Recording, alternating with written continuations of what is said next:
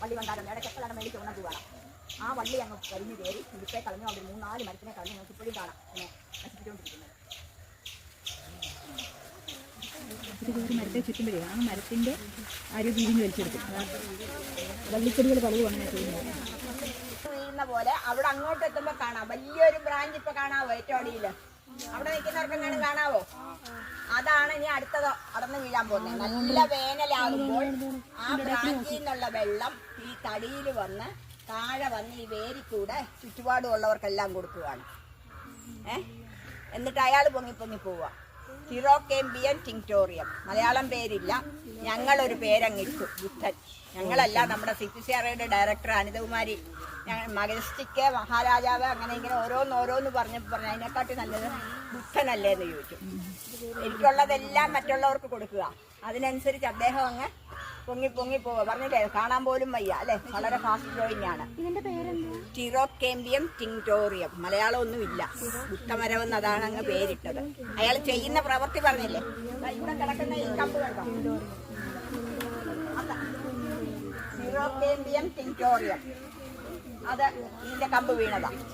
അപ്പൊ ആദ്യമൊക്കെ ദണ്ട് അടുപ്പിച്ചടുപ്പിച്ചായിരുന്നു ബ്രാഞ്ച് അല്ലേ. അത്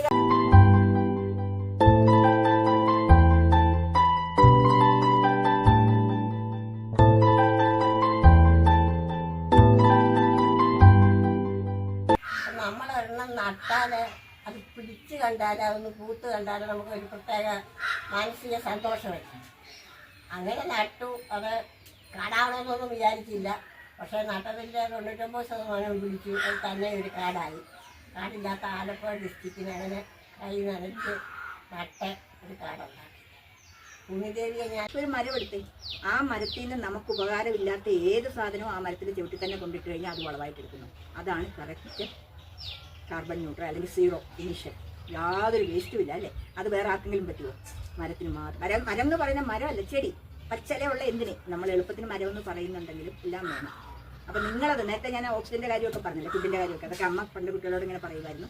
അത് വെച്ചിട്ട് ആ ബുക്കിൻ്റെ പേപ്പറിൻ്റെ കാര്യം പറഞ്ഞു. നിങ്ങൾ ഓരോ കാര്യങ്ങളും ഞാൻ ഇതിനൊരു പച്ചലയെ ആശ്രയിക്കുന്നുണ്ട്. ബാക്കിലോട്ട് ആലോചിച്ച് പോകും.